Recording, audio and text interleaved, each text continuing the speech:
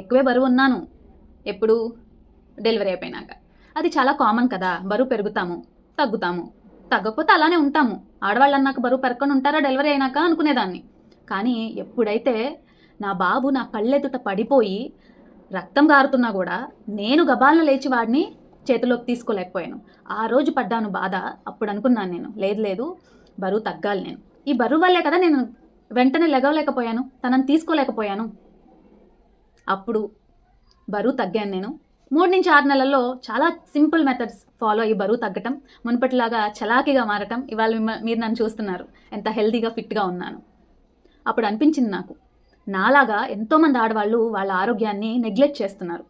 మనం ఎలాంటి వాళ్ళమంటే ఫ్యామిలీ బాగుంటే చాలు, పిల్లలు బాగుంటే చాలు అనుకుంటాం. కానీ మనకు తెలియనిది ఏంటి అంటే, మనం ఆరోగ్యంగా ఉండి మనం ఫిట్గా ఉంటేనే మన ఫ్యామిలీనైనా పిల్లలనైనా బాగా చూసుకోగలుగుతాము, వాళ్ళకి కావాల్సింది అందించగలుగుతాము.